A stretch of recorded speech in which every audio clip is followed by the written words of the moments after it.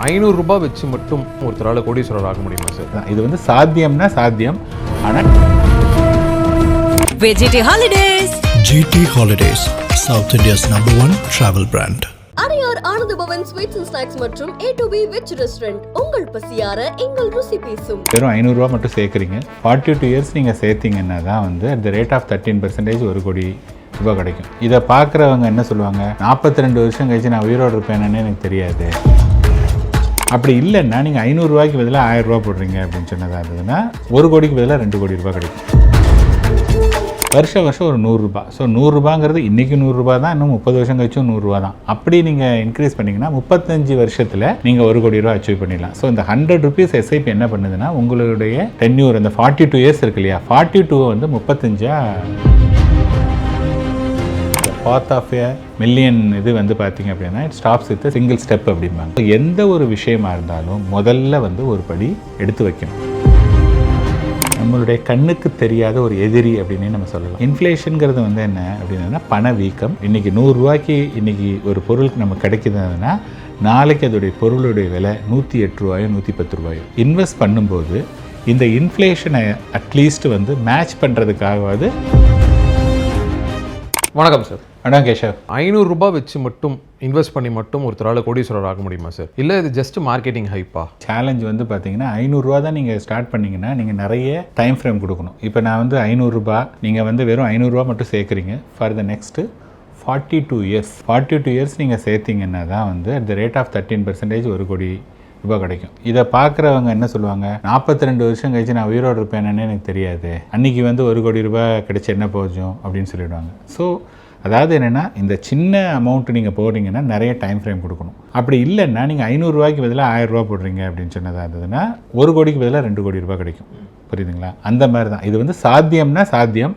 ஆனால் நீண்ட காலம் எத்தனை பேருக்கு பொறுமை இருக்கும் அப்படின்னு பார்த்தீங்கன்னா, இப்போ ஒரு 100 பேர் நான் ₹500 போடுறேங்க, 42 வருஷம் இருந்து நான் ₹1 கோடி பண்ணுறேன் அப்படின்னு ஒரு 100 பேர் ஸ்டார்ட் பண்ணாங்கன்னா 5 பேர் தான் முடிப்பாங்க, 95 பேர் முடிக்க மாட்டாங்க. அதுதான் வந்து நிதர்சனமான உண்மை. இப்போ ஒருத்தர் ₹500 ஆரம்பிக்கிறப்ப நீங்கள் சொல்கிறீங்க இந்த மாதிரி ஒரு பேஷன்ஸ் அப்படின்ற விஷயம் வந்துட்டு கண்டிப்பாக வேணும் அப்படின்னு சொல்கிறீங்க. இன்னொரு விஷயம் என்ன சொல்லியிருந்தாங்கன்னா ஸ்டெப் அப் SIP அப்படின்னு ஒரு விஷயம் சொல்லியிருந்தாங்க. நீங்கள் ₹500 அடுத்த வருஷம் வந்து ஒரு ₹100 ஏற்றுங்க, அதில் அப்போ உங்கள் கோலை சீக்கிரம் ரீச் பண்ணலாம் அப்படின்னு சொல்கிறாங்க. ஸோ இதில் என்னோட கேள்வி என்னன்னா, நிறைய பேர் கேட்டது பேஷன்ஸ் முக்கியமா இல்லை இந்த மாதிரி ஸ்ட்ராட்டஜைஸ் பண்ணி போகிறது ரொம்ப இம்பார்ட்டண்ட்டா? சரி, பேஷன்ஸ் வந்து பார்த்திங்கன்னா ரொம்ப முக்கியம். ஆனால் பேஷன்ஸை வந்து கொண்டு வருதுங்கிறது ரொம்ப கடினமான விஷயம். ஸோ இப்போ நான் என்ன சொன்னேன், ₹500 நீங்கள் 42 வருஷம் போட்டிங்கன்னா ₹1 கோடி. அதே இது ₹500 வருஷம் ஒரு ₹100. ஸோ ₹100ங்கிறது இன்றைக்கி ₹100 தான், இன்னும் 30 வருஷம் கழிச்சும் ₹100 தான். அப்படி நீங்கள் இன்க்ரீஸ் பண்ணிங்கன்னா 35 வருஷத்தில் நீங்கள் ₹1 கோடி அச்சீவ் பண்ணிடலாம். ஸோ இந்த ₹100 SIP என்ன பண்ணுதுன்னா உங்களுடைய ஓவர் டென்யூர், அந்த 42 இயர்ஸ் இருக்கு இல்லையா, 42 வந்து 35 குறைச்சிருது. சார் இப்போ ஒருத்தர் ₹500 சேவ் பண்ண போகிறாரு அப்படின்னா நம்ம எல்லாருமே சொல்கிறது மியூச்சுவல் ஃபண்ட்ஸில் பண்ணுங்கன்னு சொல்கிறோம். பட் மியூச்சுவல் ஃபண்ட்ஸில் எப்படி சூஸ் பண்ணுறது, என்ன மாதிரி ஃபண்ட்ஸை சூஸ் பண்ணணும்னு சொல்கிறதே கிடையாது.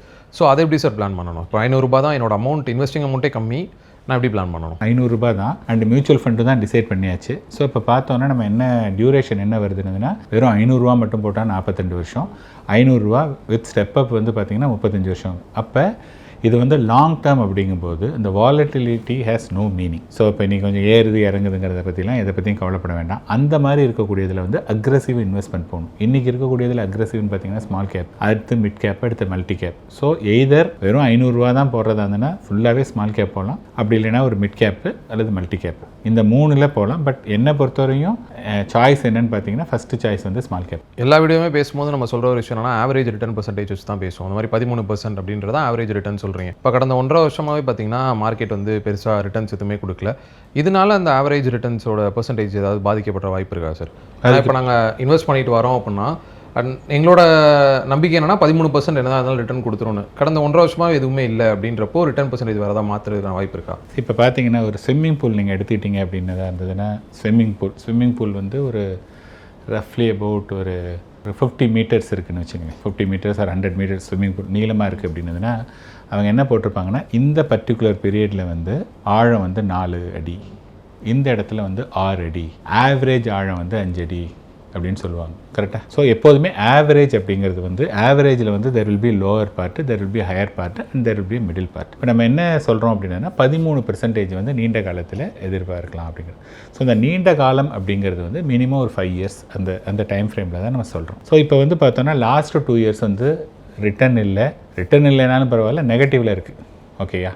ஸோ நெகட்டிவில் 2 வருஷம் ரிட்டர்ன் இருக்குது அப்படிங்கும்போது எப்படி 3 வருஷத்தில் அது வந்து மேக்கப் பண்ணும் அப்படிங்கிறது வந்து நார்மலாக இருக்கக்கூடிய எல்லாருக்குமே இருக்கக்கூடிய ஒரு கொஷின். பட் நம்ம என்ன பார்க்கணும் அப்படின்னதுன்னா, go back and check the history. ஏன் வந்து மியூச்சுவல் ஃபண்ட்ஸில் நிறைய பேர் இன்வெஸ்ட் பண்ணுறதுக்கு தயங்குறாங்க அப்படின்னதுன்னா, இன்வெஸ்ட்மெண்ட் ரிட்டர்ன் வந்து லீனியர் கிடையாது, நான் லீனியர், மேலே கீழே போயிட்டுருக்கும். ஸோ இப்போ லாஸ்ட் 2 இயர்ஸ் ரிட்டர்னே கொடுக்கலன்னா ஒரே மாதத்தில் அல்லது ஒரு வருஷத்தில் வந்து பார்த்திங்கன்னா அது காம்பன்சேட் பண்ணிடும். இப்போ கோவிட் பீரியடில் வந்து பார்த்திங்கன்னா March 20 கோவிட்லேருந்து March 21 கோவிடில் கிட்டத்தட்ட 150லேருந்து 200% ரிட்டர்ன் கிடைச்சிது. ஒரு வருஷத்தில் எவ்வளோனா 200%. அப்போ வந்து இந்த 13% இங்கே ஒர்க் அவுட்டே ஆகாது. ஸோ என்ன ஆகும்னா, மார்க்கெட்டில் வந்து ஒரு பர்டிகுலர் பீரியடில் வந்து நிறைய ரிட்டர்ன் கொடுக்கும், இன்னொரு பீரியடில் வந்து கம்மியான ரிட்டர்ன் இருக்கும். இப்போ நீங்கள் வந்து கிரிக்கெட்டை நம்ம எடுத்துக்கிட்டோம் அப்படின்னா சச்சின் டெண்டுல்கருடைய ஆவரேஜ் இன் டெஸ்ட் கிரிக்கெட் வந்து 50. அப்படின்னா என்ன அர்த்தம் அப்படின்னதுன்னா, டெண்டுல்கர் விளையாட போனால் ஒரு 10 மேட்ச் அல்லது 20 மேட்ச் விளையாட போனோன்னா ஆவரேஜ் இன்னிங் ஸ்கோர் வந்து 50. ஆனால் ஒரு பர்டிகுலர் 4-5 மேட்ச்சில் டக்கு கூட அடிக்கலாம், இன்னும் 2 மேட்ச்சில் ஒரு டபுள் செஞ்சுரி அடிக்கலாம். ஸோ ஆவரேஜ் இது மாதிரி தான் வந்து ஆவரேஜ் ஒர்க் அவுட் ஆகும். இந்த 13%ங்கிறதே நான் என்ன சொல்கிறேன்னா, நீங்கள் go back and check. Even இந்த லாஸ்ட்டு 18 மந்த்ஸாக மார்க்கெட் கீழே விழுந்த சமயத்துலையுமே வந்து 13% மேலே தான் ரிட்டர்ன் கிடச்சிருக்கு. ஸோ 15% மேலே லாஸ்ட் 5, 10, 15, 20 இயர்ஸாக கொடுக்கக்கூடிய ரிட்டர்னில் வந்து நம்ம 13% எதிர்பார்க்கலாம் அப்படின்னு சொல்கிறோம். இது வந்து நடக்கிறதுக்கான சாத்தியக்கூறுகள் அதிகமாகவே இருக்குது. ஸோ 13%ங்கிறது நோ பிரெய்னர், கண்டிப்பாக கிடைக்கிறதுக்கு வாய்ப்பு அதிகம். Okay sir. சார் நம்ம 500 ரூபான்னு பற்றி பேசும்போது நீங்கள் சொன்னீங்க அப்படி இன்வெஸ்ட் பண்ணால் 42 வருஷம் ஆகும், இதை நிறைய பேர் பண்ண மாட்டாங்க அப்படின்னு சொன்னீங்க. ஸோ வந்துட்டு இப்போது நான் 500 ரூபாயில் தான் ஆரம்பிக்க போகிறேன், பட் இந்த வருஷம் தான் எனக்கு பிரச்சனையாக இருக்குது அப்படின்னா என்னோட மைண்ட் செட் நான் எப்படி மாற்றிக்கணும்? ஏன்னா இப்போ நிறைய பேரோட பிரச்சனை என்னன்னா, என்கிட்ட 500 ரூபாய் இருக்குது, பட் 42 வருஷம் கழிச்சு 1 கோடிக்கு நான் அதுக்கு இன்வெஸ்ட் பண்ணணும், அதுக்கு நான் இப்போ செலவு பண்ணிட்டு போயிடுவேன், எனக்கு பிடிச்சலன்னு செலவு பண்ணிடுறாங்க. ஸோ 500 ரூபாய் தான் இருக்குது, நான் ஆரம்பிக்கணும், என்னோட மைண்ட் செட் எப்படி இருக்கணும்? பாயிண்ட் அதாவது என்ன சொல்லுவாங்கன்னா, த பாத் ஆஃப் எ மில்லியன் இது வந்து பார்த்திங்க அப்படின்னா it stops with single step அப்படிம்பாங்க. புரியுதுங்களா? ஸோ எந்த ஒரு விஷயமா இருந்தாலும் முதல்ல வந்து ஒரு படி எடுத்து வைக்கணும். நீங்கள் எங்கே ஒரு இடத்துக்கு போகணுன்னாலும், இன்றைக்கி வந்து ஒரு குழந்தை வந்து நாளைக்கு ஒரு இன்ஜினியரோ டாக்டரோ அல்லது ஒரு பெரிய பிஸ்னஸ் மேனாக ஆகணும்னா ஸ்கூலில் வந்து முதல்ல ஸ்டார்ட் பண்ணிவிட்டு கிராஜுவலாக தான் வந்து இன்க்ரீஸ் பண்ண முடியும். இப்போ வந்து என்னது, வெறும் 500 ரூபாய் தான் இருக்குது, 42 வருஷம் நான் வந்து இன்வெஸ்ட் பண்ணலை அப்படின்னதுன்னா, இப்போ இந்த வருஷத்தை நீங்கள் வந்து இக்னோர் பண்ணிட்டீங்க. நெக்ஸ்ட் இயர் வந்து எப்படி உங்களுக்கு அந்த தைரியம் வரும்? அப்போ திருப்பியும் இன்னொரு 42 வருஷம் தான் ஆக போகுது. ஏற்கனவே நீங்கள் you are missing 1 year. So the point வந்து என்னென்னா, ஸ்டார்ட் வித் ஸ்மால். இங்கே வந்து என்ன இம்பார்ட்டண்ட்னா consistency over a longer period of time. Or anybody, இப்போ நீங்கள் வந்து ஒரு கரியரில் யார் ஒருத்தர் எடுத்துட்டாலும் ஒரு ஆஃபீஸில் வந்து ஜஸ்ட் ஒரு என்ட்ரி லெவலில் தான் ஒருத்தர் ஜாயின் பண்ணுவாங்க. அவங்க ஒரு 10 வருஷம் 15 வருஷம் 20 வருஷம் அவங்களுடைய உழைப்பை இது பண்ணி அந்த கம்பெனிக்கே ஒரு சிஇஓவோ அல்லது ஒரு பெரிய பொசிஷன் வரத்துக்கே சான்ஸ் இருக்குது. But everybody start with a small. So நீங்கள் வந்து ஸ்டார்டிங் ஸ்மால்ங்கிறத பற்றி நீங்கள் கவலைப்படாதீங்க. இன்றைக்கி என்னால் 500 ரூபா தான் முடியுது, ஓகே. பட் என்றைக்குமே 500 ரூபா கிடையாது. நாளைக்கு வந்து உங்களுடைய சேலரி 20,000 சம்பாதிக்கிறீங்க, இன்றைக்கி 500 ரூபா. நாளைக்கு 1 லட்ச ரூபா சம்பாதிக்கிறீங்க அப்படிங்கும்போது நீங்கள் ஒரு 5,000 ரூபாயோ 10,000 ரூபா நீங்கள் இன்க்ரீஸ் பண்ணிகிட்டே வாங்க. ஸோ இன்றைக்கி இருக்கக்கூடிய நிலையை வச்சே நீங்கள் பார்க்காதீங்க. இது வந்து இதே 42 வயசு இப்போ யார் ஒருத்தர் இன்றைக்கி 500 ரூபாய்க்கு ஸ்டார்ட் பண்ணாலும், புரியுதுங்களா, nobody will pay only 500 for the next 40 years. அங்கே டெஃபினட்டாக ஒரு 10 வருஷம் போகிறதுக்கு முன்னாடி 5,000 பண்ணிடுவாங்க. அதனால் இந்த 42 வருஷங்கிறது ஜஸ்ட்டு ஒரு கால்குலேஷனுக்காக சொல்கிறது ஒழிய, பட் அந்த குரோர்பதிங்கிறது வந்து it will happen much sooner. ஒரு 20-25 வருஷத்துலேயே நடந்துடும். Okay sir. இன்வெஸ்ட்மெண்ட் பற்றி பிளான் பண்ணும்போது எல்லாருமே எங்கெங்கே இன்வெஸ்ட் பண்ணணும் இதெல்லாம் பார்ப்பாங்களே தவிர இந்த இன்ஃப்ளேஷன்ற ஒரு பாயிண்ட்டே மிஸ் பண்ணிடுவாங்க. அதை வச்சு பிளான் பண்ணணும் அப்படின்ற ஒரு முக்கியமான விஷயத்தை மிஸ் பண்ணிடுவாங்க. ஸோ இன்ஃப்ளேஷன்றது எவ்வளோ பெரிய ரோல் சார் ப்ளே பண்ணுது? ஏன்னா ஒரு இன்வெஸ்ட்மெண்ட் பண்ண போகிறோம், நம்ம காசை போட போகிறோன்றப்போ இந்த இன்ஃப்ளேஷன் அங்கே என்ன ரோல் ப்ளே பண்ணுது? இன்ஃப்ளேஷனுங்கிறது வந்து என்னென்னா it plays a very very important role. நான் என்ன சொல்லுவேன்னா, இன்ஃப்ளேஷன் வந்து நம்மளுடைய கண்ணுக்கு தெரியாத ஒரு எதிரி அப்படின்னே நம்ம சொல்லலாம். ஏன்னா இன்ஃப்ளேஷனுங்கிறது வந்து என்ன அப்படின்னா பணவீக்கம். இன்றைக்கி இருக்கக்கூடிய ஒரு பொருள் இன்றைக்கி 100 ரூபாய்க்கு இன்றைக்கி ஒரு பொருளுக்கு நம்ம கிடைக்குதுன்னா நாளைக்கு அதோடைய பொருளுடைய விலை 108 ரூபாயோ 110 ரூபாயோ, அடுத்த வருஷம் அது மாதிரி 116 120. ஸோ இந்த பொருளுடைய விலை ஏற்றம்ங்கிறது வந்து யாரும் தடுக்க முடியாது. புரியுதுங்களா? அப்போ இது வந்து நம்ம கண்ட்ரோலில் இல்லை. ஆனால் நம்மள்கிட்ட இருக்கக்கூடிய பணத்தை இன்வெஸ்ட் பண்ணும்போது இந்த இன்ஃப்ளேஷனை அட்லீஸ்ட் வந்து மேட்ச் பண்ணுறதுக்காகவாது நம்ம இன்வெஸ்ட்மெண்ட் இருக்கணும். அப்படி இல்லைன்னா அந்த இன்வெஸ்ட்மெண்ட் வந்து பிரயோஜனமே இல்லை. இப்போ ஃபிக்ஸட் டெபாசிட்டில் என்ன ப்ராப்ளம் அப்படின்னதுன்னா, ஃபிக்ஸட் டெபாசிட்டில் இன்றைக்கி வந்து 6-7% தான் இன்ட்ரெஸ்ட் வந்து நமக்கு கிடைக்குது. வேறஸ் இன்ஃப்ளேஷன் ஆன் பேப்பரில் சொல்கிறது வந்து பார்த்திங்கன்னா 7% அப்படிங்கிறாங்க. Again they are talking about the average. The people who are living in ஒரு கிராமத்தில் அந்த மாதிரி உள்ளவங்களையும் எடுத்துக்கிறாங்க. பெரிய பெரிய சிட்டிலெலாம் கண்ணாபின்னான்னு செலவு பண்ணுறவங்களும் இருக்காங்க, ஆர் மிடில் இருக்கிறது வச்சுருக்காங்க. எல்லாத்தையுமே எடுத்துக்கிட்டு என்ன பண்ணிங்கன்னா ஆவரேஜ் இன்ஃப்ளேஷன் வந்து ஒரு 7%, 8%. ஸோ இந்த 7%, 8%யே இந்த ஃபிக்ஸட் டெபாசிட்ங்கிற அந்த இன்ஸ்ட்ருமெண்ட் வந்து பீட் பண்ண மாட்டேங்குது. அப்படின்னு சொன்னதாக இருந்ததுன்னா அந்த இன்வெஸ்ட்மெண்ட்டை தவிர்க்கணும் நீண்ட கால அடிப்படையில். அதே சமயத்தில் எனக்கு வந்து ஒரு தேவை வந்து நெக்ஸ்ட்டு ஒரு 3 months 6 months எனக்கு தேவை அப்படின்னதாக இருந்ததுன்னா அன்றைக்கி டெஃபினட்டாக ஃபிக்ஸட் டெபாசிட்டில் தான் you keep the money. But என்னுடைய இன்வெஸ்ட்மெண்ட் வந்து லாங் டேர்ம், ஒரு சில்ட்ரனோட எஜுகேஷன், மேரேஜ், ஒரு ரிட்டையர்மெண்ட், இந்த மாதிரிலாம் லாங் டேர்ம் அப்படிங்கும்போது அந்த பணத்தை போய் ஒரு ஃபிக்ஸட் டெபாசிட்டில் போடக்கூடாது. அப்போ இன்ஃப்ளேஷனை தாண்டி பீட் பண்ணக்கூடிய இன்ஸ்ட்ருமெண்ட்னு பார்த்தீங்க அப்படின்னதாக இருந்ததுன்னா obviously mutual fund. Real estate வந்து சம்டைம்ஸ் பண்ணோம், ஆனால் ரியல் எஸ்டேட்டில் வந்து நிறைய சேலஞ்சஸ் இருக்குது. முதல்ல லிக்விடிட்டி கிடையாது. கோல்டு வந்து இப்போ லாஸ்ட்டு 1.5 years வச்சுட்டு பண்ண முடியாது. கோல்டு மோரார்லெஸ் இன்ஃப்ளேஷனை பீட் பண்ணுறதுக்கான வாய்ப்பு நமக்கு வந்து பீட் பண்ணி இன்னும் ஜென்ரேட் பண்ணணும் அப்படின்னதாக இருந்ததுன்னா காமன் மேன் எல்லாம் அஃபோர்ட் பண்ணக்கூடியதுன்னா மியூச்சுவல். சார், இப்போது இன்வெஸ்டிங்கில் இன்னொரு முக்கியமான விஷயம் எல்லாருமே சொல்கிறது ஸ்டார்ட் ஏர்லின்னு சொல்லுவாங்க. நீங்கள் எவ்வளோ சீக்கிரம் ஆரம்பிக்கிறீங்களோ அவ்வளோக்கு எவ்வளோ உங்கள் கோலை ரீச் பண்ணலான்னு. இப்போ அந்த 500 யாரால் சேமிக்க முடியும் அப்படின்னு பார்த்தீங்கன்னா அந்த லோயர் மிடில் கிளாஸ் பீப்புளால் சேமிக்க முடிஞ்ச அமௌண்ட் 500. இதுவே ஒரு காலேஜ் ஸ்டூடெண்ட் இப்போ வாங்குற பாக்கெட் மணியே கிட்டத்தட்ட 500 கிட்டே இருக்கும். ஸோ ஒரு காலேஜ் ஸ்டூடெண்ட் ஒரு 20 வயசில் ஒரு 500 எஸ்ஐபி ஸ்டார்ட் பண்ணுறாங்க. அதே இது ஒருத்தர் 30 வயசில் குடும்பத்தில் வந்து ஸ்டார்ட் பண்ணுறாரு அப்படின்னா இது யாருக்கு சார் அட்வான்டேஜ் அதிகம்? கண்டிப்பாக காலேஜ் ஸ்டூடெண்ட். நான் என்ன சொன்னேன், இப்போ 500 ரூபா வெறும் 500 ரூபா மட்டும் போட்டாலே 42 வருஷம் ஆகுது. கரெக்டாக?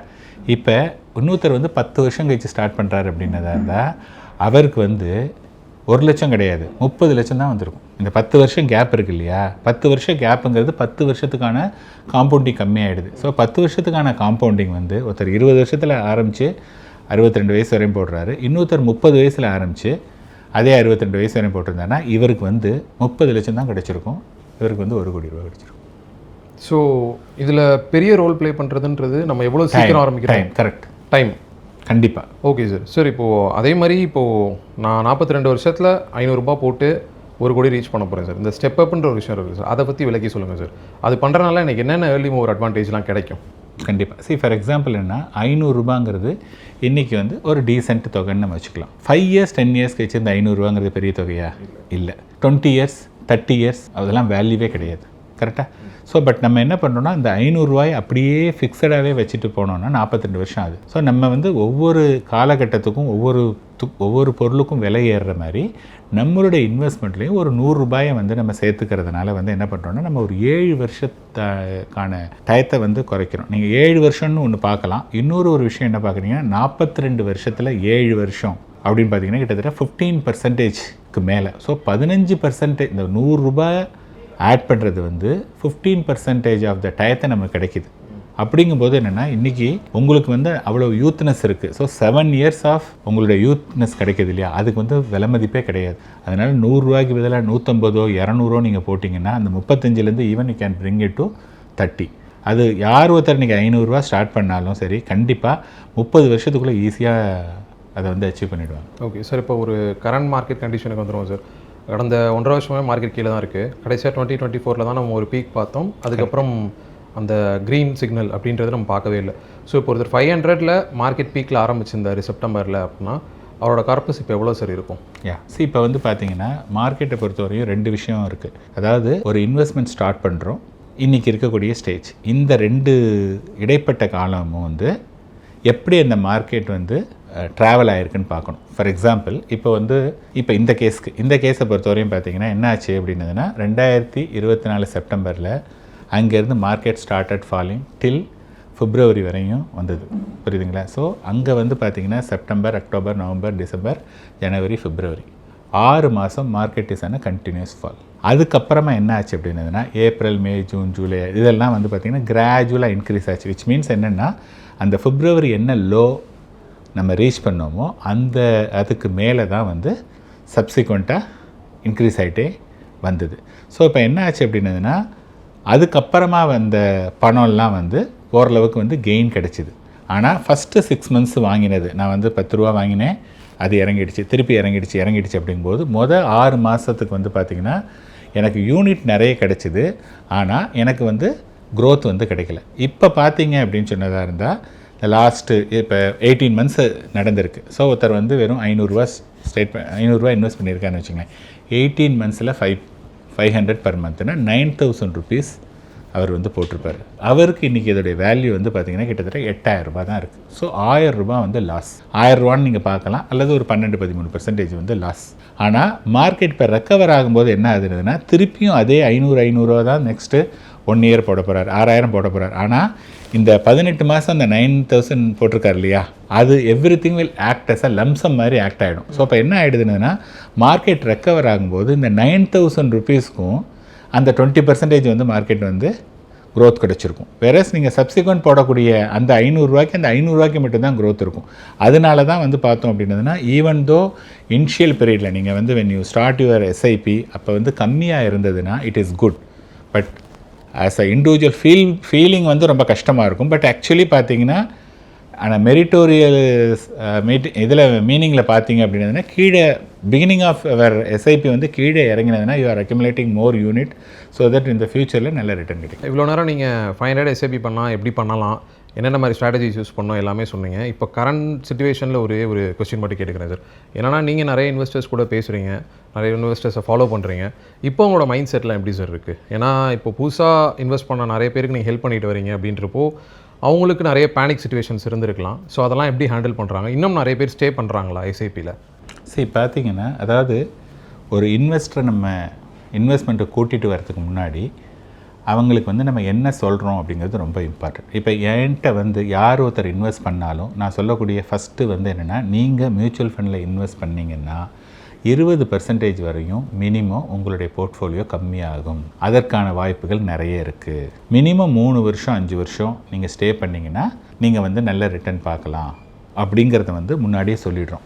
அப்படின்னா என்னென்னா, மார்க்கெட் வந்து கீழே போகிறதுக்கான வாய்ப்பு இருக்குங்கிறத முன்னாடி சொல்லிடுறோம். எப்போதுமே வந்து என்னென்னா, ஒரு விஷயத்தை வந்து முன்னாடி சொல்லிட்டோன்னா ஓகேப்பா அவங்க சொல்லியிருக்காங்க அப்படிங்கும்போது அந்த ரெசிஸ்டன்ஸ் வந்து கொஞ்சம் கம்மியாக இருக்கும். Number 1.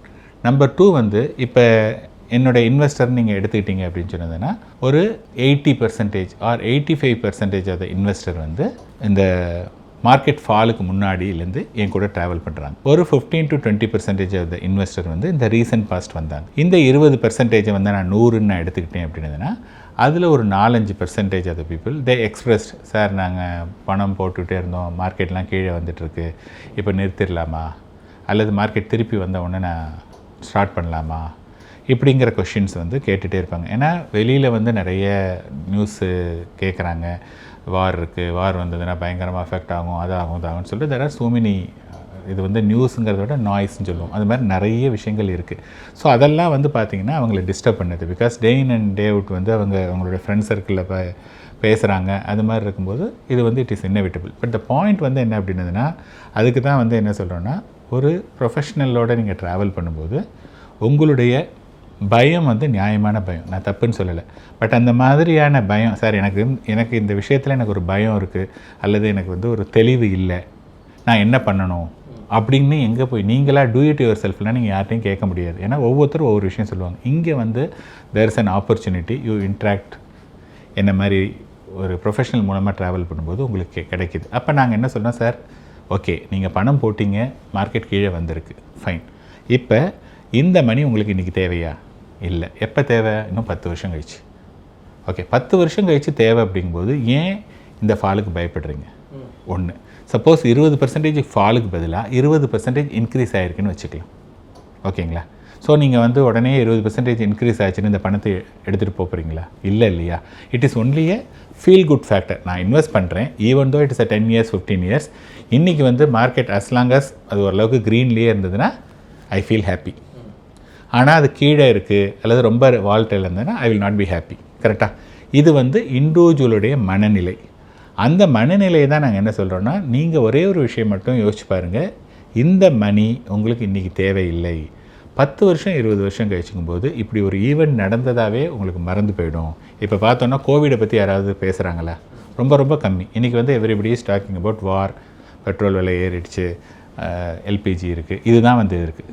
3 months down the line யாருமே இதை பற்றி பேச மாட்டாங்க. They will talk about something else. அதாவது இதுவும் கடந்து போகும் அப்படிங்கிற மாதிரி தான் அது. ஸோ தெர் ஆர் கிளைண்ட்ஸ் கேட்குறாங்க. பட் இது நீங்கள் டைம் ஃப்ரேம் 3 வருஷம் 5 வருஷம் கொடுத்துருக்கீங்க இல்லையா, அந்த 3 வருஷம் 5 வருஷத்தில் வந்து டெஃபினட்டாக you will see a good return.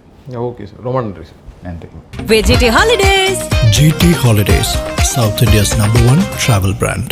Adyar Ananda Pawan sweets and snacks மற்றும் A to B veg restaurant உங்கள் பசியார எங்கள் ருசி பேசும்.